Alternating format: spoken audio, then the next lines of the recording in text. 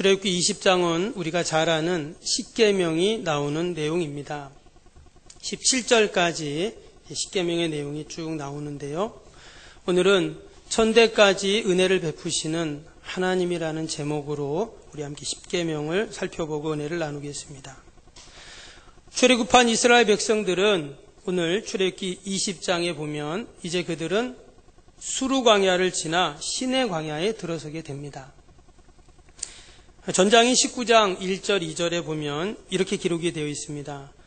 이스라엘 자손이 애굽 땅을 떠난 지 3개월이 되던 날 그들이 시내 광야에 이르니라. 그들이 느비듬을 떠나 시내 광야에 이르러 그 광야의 장막을 치되 이스라엘이 거기 산 앞에 장막을 치니라.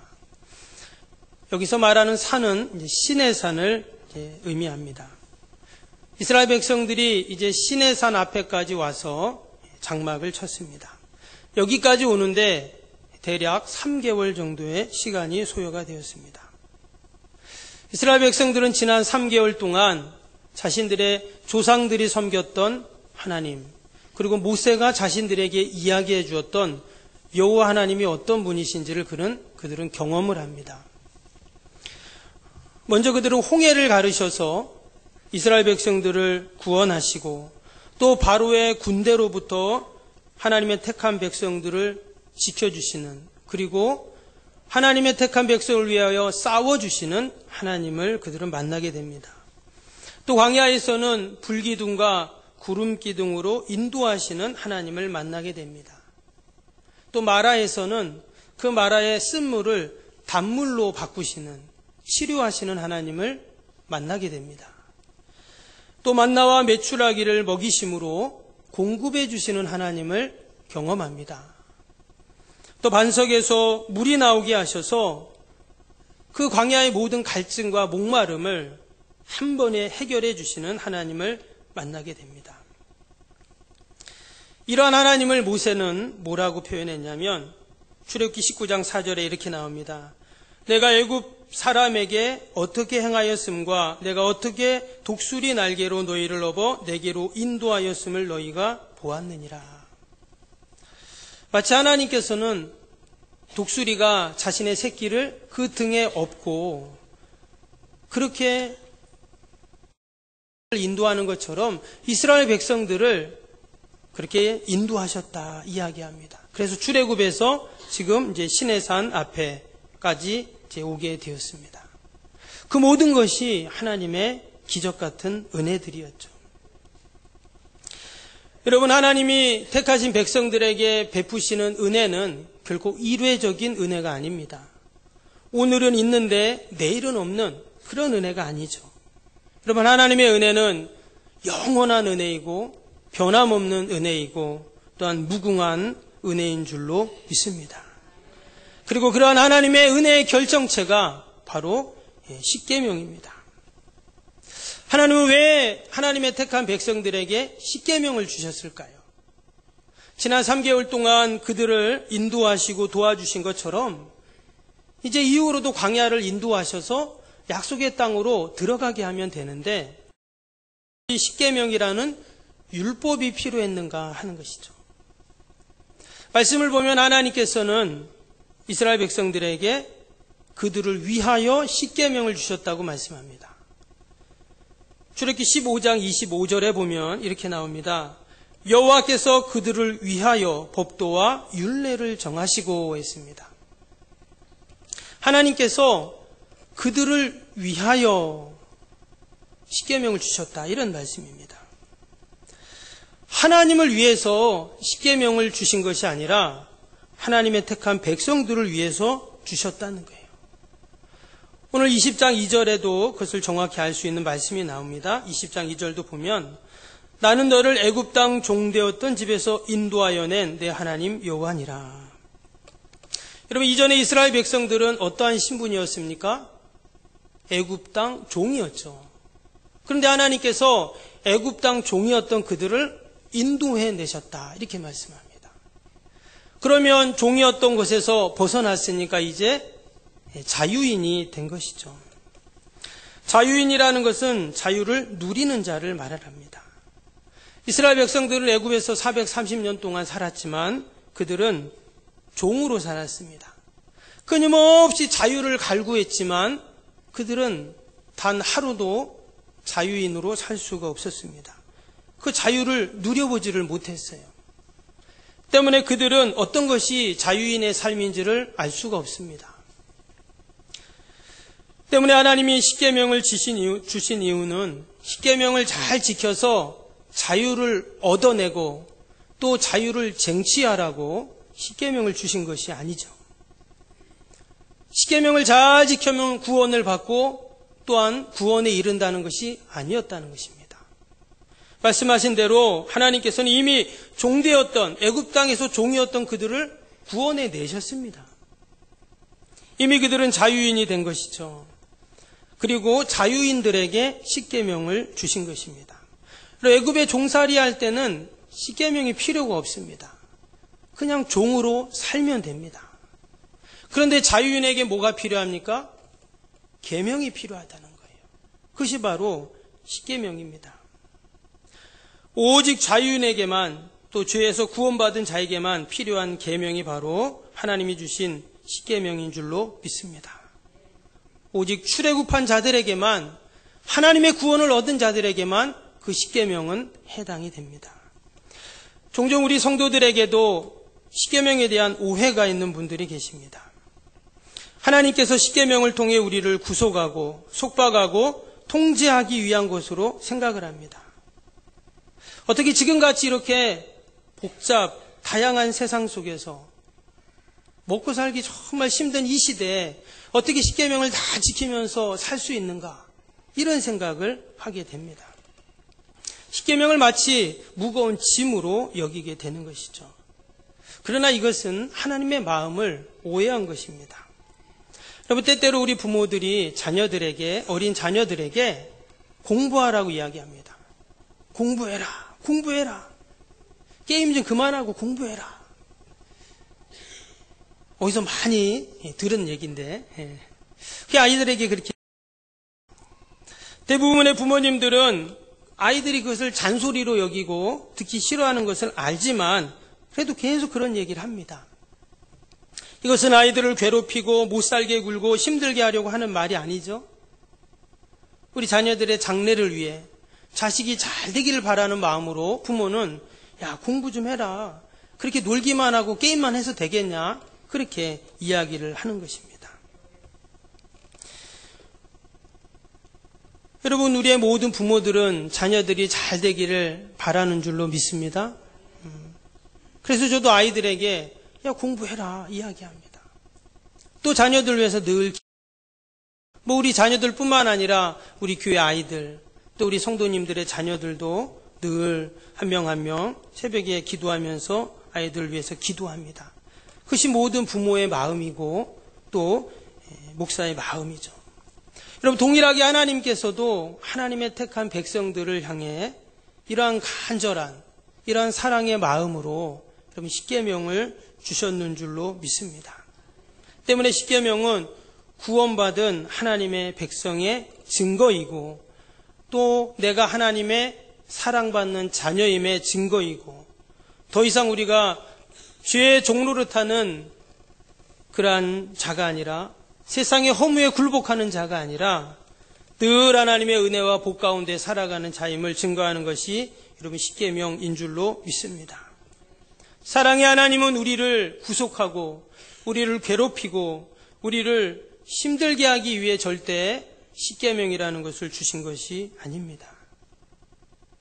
십계명은 우리를 위한 하나님의 사랑이고 하나님의 은혜이고 구원받은 백성들에게 주신 하나님의 가장 귀한 선물인 줄로 믿습니다. 그럼 우리를 위해서 주셨다고 하는데 위한다는 말이 무슨 말일까요? 그것은 바로 우리를 보호해 주신다 이런 말씀입니다. 우리를 환난과 위험으로부터 보호하기 위해 하나님이 십계명을 주셨습니다. 이스라엘 백성들이 광야를 지날 때 하나님은 구름 기둥과 불 기둥으로 그들을 인도해 가셨습니다. 구름 기둥은 낮에 그 태양빛에서 그들을 더위와 햇빛으로부터 보호해 주는 역할을 했습니다. 불 기둥은 그 밤의 추위를 또 막기 위해 주신 그런 하나님의 보호의 방편이었습니다. 뿐만 아니라 여러분 구름 기둥과 불 기둥은요, 그 광야의 이방 민족들이 볼 때는 이스라엘 민족만이 가지고 있는 무시무시한 무기였습니다. 그들은 한 번도 이 불기둥과 구름 기둥을 광야에서 본 적이 없습니다. 여러분, 사람이 한 번도 보지 못한 것에 대해서 신기하지만 또 다른 한편으로는 두려워합니다. 때문에 이스라엘 백성들은 그 광야에서 이방 민족들로부터 그 불기둥과 구름 기둥 때문에 안전하게 그들이 광야를 지날 수가 있었습니다. 근데 마치 십계명이라는 계명도 모든 환난과 위험으로부터 보호해주고 지켜주는 역할을 하는 것입니다. 그래서 십계명은 마치 우리가 해외여행을 갈 때 꼭 알고 지켜야 하는 안전 필수 매뉴얼과 같습니다.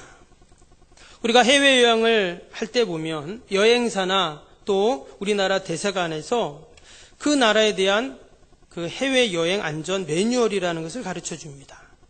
그 나라의 문화나 또 풍습이나 기후에 관한 것들도 가르쳐주고 또 여행에서는 안 되는 지역 또 가르쳐줍니다. 돈이나 여권을 잃어버렸을 때 어떻게 대처해야 하는지 가르쳐줍니다. 또한 무엇을 조심하고 주의해야 하는가 이런 것들을 가르쳐줍니다.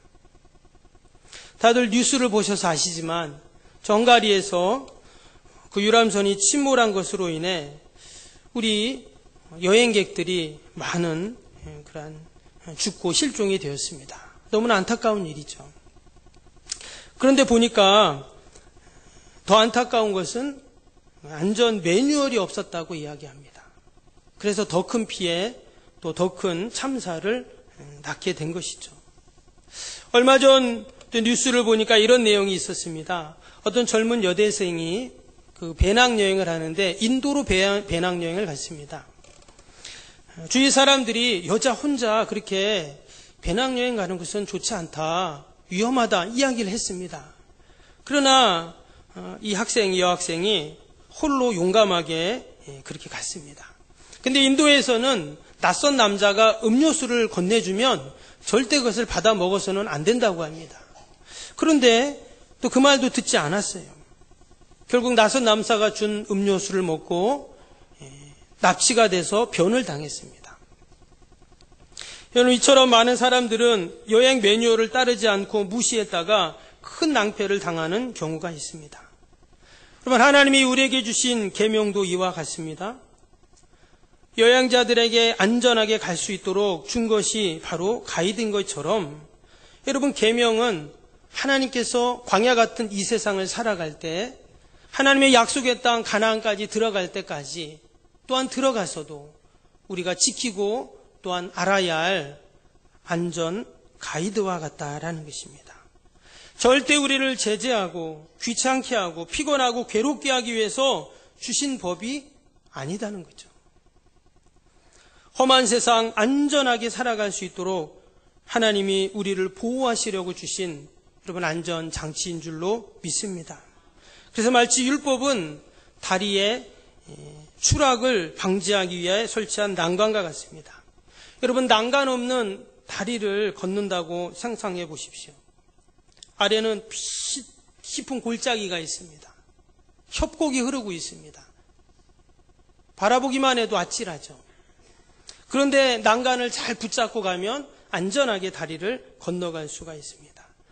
근데 만약에 난간이 없다면 자칫 방심하면 다리에서 떨어질 수 있고 부상당할 뿐만 아니라 목숨을 잃을 수도 있습니다. 난간이 설치된 다리는 안전하게 지날 수 있습니다. 마치 계명이 없으면 좌로나 우로나 치우쳐서 실족할 수 있는 것처럼 하나님은 우리가 온전히 의의 길로 바른 길로 하나님이 기뻐하시는 길로 갈 수 있도록 우리에게 다리에 난간 같은 안전장치인 하나님의 율법, 계명을 주신 줄로 믿습니다.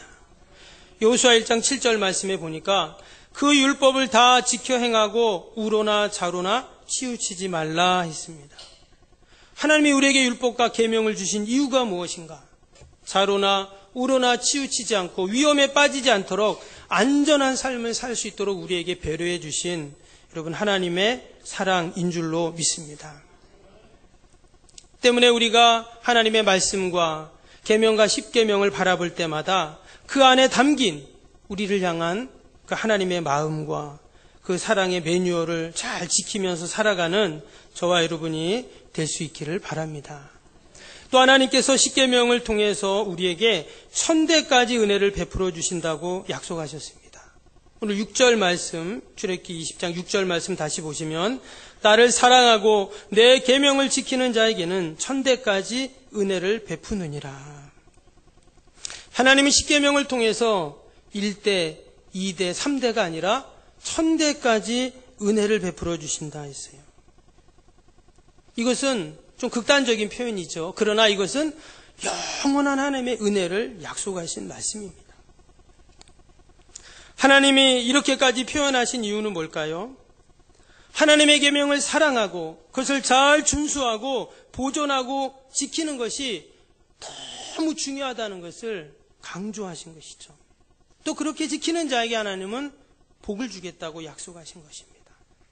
끝없는 은혜, 변함없는 은혜, 또 한없는 은혜, 영원한 은혜, 하나님이 이 십계명을 통해서 우리에게 주셨는 줄로 믿습니다. 그러면 하나님이 1000대까지 약속하신 은혜는 어떤 은혜일까요? 우리가 잘 아는 신명기 28장의 내용이 있습니다. 신명기 28장은 우리가 십계명을 지킬 때 하나님이 주시는 복입니다. 제가 한번 이 말씀을 한번 쭉 읽어보겠습니다. 내가 내 하나님 여호와의 말씀을 삼가 듣고 내가 오늘 내게 명령하는 그의 모든 명령을 지켜 행하면 내 하나님 여호와께서 너를 세계 모든 민족 위에 뛰어나게 하실 것이라. 내가 내 하나님 여호와의 말씀을 청종하면 이 모든 복이 내게 임하여 내게 이르리니 성읍에서도 복을 받고 들에서도 복을 받을 것이며 내 몸의 자녀와 내 토지의 소산과 내 짐승의 새끼와 소와 양의 새끼가 복을 받을 것이며 내 광주리와 떡 반죽 그릇이 복을 받을 것이며 내가 들어와도 복을 받고 나가도 복을 받을 것이니라. 여호와께서 너를 대적하기 위해 일어난 적군들을 내 앞에서 패하게 하시리라. 그들이 한 길로 너를 치러 들어왔으나 내 앞에서 7길로 도망하리라. 여호와께서 명령하사 내 창고와 내 손으로 하는 모든 일에 복을 내리시고 여호와께서 내게 명령하신 대로 너를 세워 자기 성민이 되게 하시리니 땅의 모든 백성이 여호와의 이름이 너를 위하여 불리는 것을 보고 너를 두려워하리라.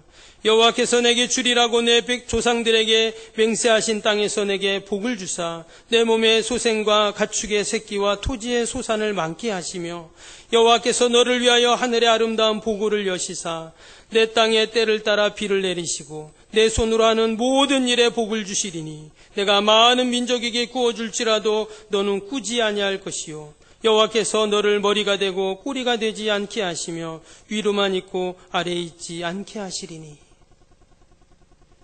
그럼 이것이 우리가 십계명을 지킬 때 하나님이 주시는 복인 줄로 믿습니다. 특별히 1절 보니까 1절 다시 한번 보면 이런 말씀이 나왔어요. 너를 세계 모든 민족 위에 뛰어나게 하실 것이다 하는 말씀이 나옵니다. 하나님의 그 말씀을 그 율법을 잘 지키고 그냥 뛰어난 것이 아니라 세계 모든 민족 위에 뛰어날 것이다. 이렇게 약속을 해 주셨어요. 여러분 이 말씀이 진정 하나님께서 약속하신 구원받은 백성들에게 또 하나님의 십계명을 지키는 자들에게 주신 하나님의 약속의 말씀인 줄로 믿습니다. 유대인들은 이 말씀을 정말 믿었습니다. 그래서 지난 2000년 동안 그들은 나라 없이 온 세계를 떠돌아다녔지만 지금 그들은 어떻습니까? 정말 세계 민족 위에 가장 뛰어난 민족이 되어서 그들의 영향력이라는 것은 실로 대단하죠. 한 번은 해외 토픽에서 그 투자의 기재라는 미국의 워렌 버핏이 그 사람하고 같이 점심 식사를 하는데 식사를 하려면 40억을 내야 된다는 거예요. 아니 어떤 사람하고 같이 밥을 먹는데 내가 밥값 내면 되는데 40억을 내야 그 사람하고 밥을 먹을 수 있다는 거예요. 이게 말이 됩니까? 근데 내가 40억을 줘도 아깝지 않다는 거예요. 그 사람하고 먹으면. 근데 그 사람이 유대인이잖아요. 그런 어마어마한 영향력을 끼치고 있는 것입니다. 여러분, 지금 전 세계 가장 부자라고 하는 빌 게이츠는 어떻습니까? 이분이 몇 년 전에 아프리카에, 그러니까 못 사는 나라에 닭을 10만 마리를 기부를 했다고 합니다. 그래서 알을 낳고 양계장을 하고 그런 도움을 주는 것이죠. 그뿐만 아니라 자신의 재산의 3분의 1을 기부하겠다고 약속을 했어요. 근데 이 빌 게이츠의 재산이 얼마입니까? 92조입니다. 별로 놀라지도 않으시네요. 92조인데. 근데 그 3분의 1을 다 사회에 기부를 하겠다는 거예요. 여러분, 어떻게 이러한 어마어마한 영향력을 끼칠 수 있습니까? 그들이 다 유대인이잖아요. 어렸을 때부터 모든 민족 위에 뛰어나게 너희를 하실 것이다는 그 약속의 말씀을 철떡같이 믿고 살았던 자들입니다. 그런데요, 이처럼 그들이 이 하나님의 약속의 말씀을 붙잡고 그러한 복을 받았던 이유 중에 하나가 뭐냐면, 전장인 출애굽기 19장 6절에 이런 말씀이 나옵니다. 너희가 내게 대하여 제사장 나라가 되며 거룩한 백성이 되리라. 너는 이 말을 이스라엘 자손에게 전할지니라 했습니다. 천대까지 복을 주시는, 반드시 하나님께서 복을 주신다고 약속하셨던 이 말씀을, 이 계명을 어떻게 하라고요? 내 자손에게 전하라는 거예요. 은혜의 계명을 우리의 자녀들에게 전해야 한다는 것입니다. 여러분, 십계명을 오해하고 십계명을 홀대하고 십계명을 무시하면 하나님이 주시는 복을 받을 수가 없습니다. 천대까지 복을 받고 잘 되는 비결이, 그 비결을 내가 알고 있다면 당연히 우리의 사랑하는 자녀에게 알려줘야죠. 그러면 서울의 신당동에 가면 신당동 떡볶이 타운이 있습니다. 거기에 보면 떡볶이 집이 쫙 질비하게 있어요. 그런데 그 많은 떡볶이 집 중에서요, 딱 3집만 잘 됩니다. 그 첫 번째 집은요, 바로 그 원조 떡볶이 집인 마복민 할머니 집입니다. 아마 기억이 나실지 모르겠는데 옛날에 CF에 고추장 선전할 때 아무도 몰라, 며느리도 몰라, 이 할머니 있죠? 지금은 돌아가셨는데요. 그 마복민 님 할머니가 처음 시작하셨던 그 떡볶이집. 그 집은요, 지금도 가면은 항상 사람들이 줄을 씁니다.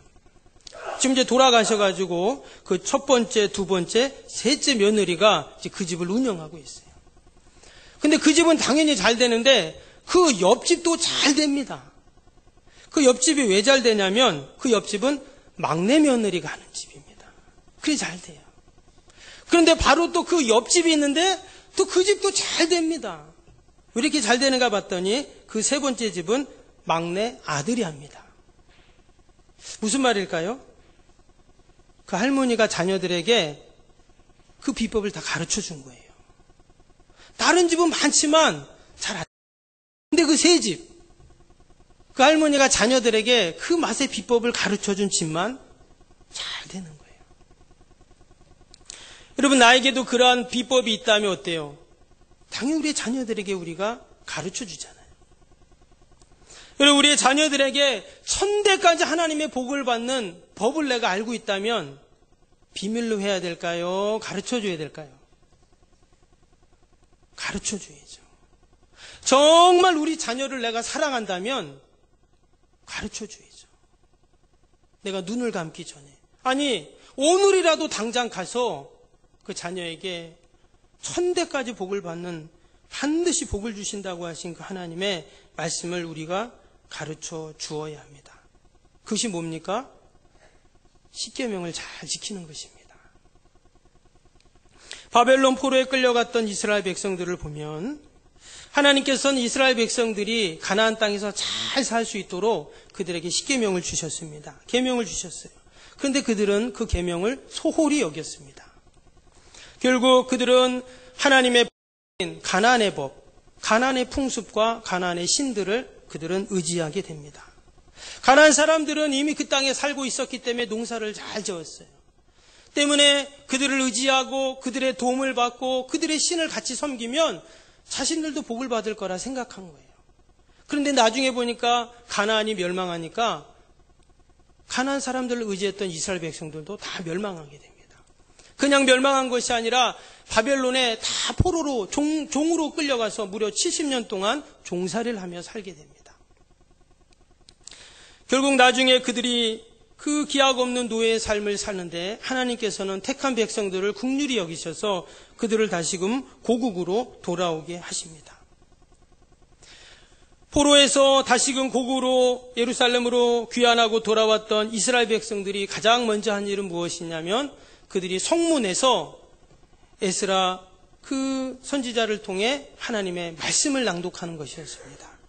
느헤미야 8장 8절 9절에 보니까 이렇게 말씀합니다. 하나님의 율법책을 낭독하고 그 뜻을 해석하여 백성에게 그 낭독하는 것을 다 깨닫게 하니 백성이 율법의 말씀을 듣고 다 우는지라. 그들이 하나님의 말씀을 들을 때 그 말씀의 뜻을 알고는 그들이 눈물을 펑펑 흘리면서 대성통곡했다는 거예요. 이미 하나님께서 그들에게 말씀을 주셨는데, 이미 그들에게 하나님이 십계명 계명을 주셨는데 그것을 소리 여기고 홀대하고 무시해버렸더니 모든 것을 다 잃어버렸어요. 그리고 이제 고국으로 돌아와서 그 옛날 하나님이 우리를 사랑하셔서 주셨던 그 십계명이 얼마나 귀한 것인지 그때 가서 깨달은 거죠. 그 계명이 하나님의 은혜였고 우리를 향하신 하나님의 사랑이었고 우리를 향한 하나님의 배려였다는 것을 그때 가서 알은 것입니다. 고난당한 후에 하나님이 계명을 주신 그 마음을 알게 된 것이죠. 여러분, 십계명은 하나님이 우리에게 주신 우리가 이 땅에서 잘 살고 행복하게 살고 복되게 살기 위해 주신 하나님의 사랑의 계명인 줄로 믿습니다. 우리가 다시 한번 천대까지 은혜를 베풀어 주신다고 약속하신 이 하나님의 말씀을 우리가 잘 준수하고 잘 보존하고 또 우리 사랑하는 자녀들에게 이 계명을 잘 전수하는, 그래서 천대까지 은혜와 복을 받는 저와 여러분이 될 수 있기를 바랍니다. 기도하겠습니다.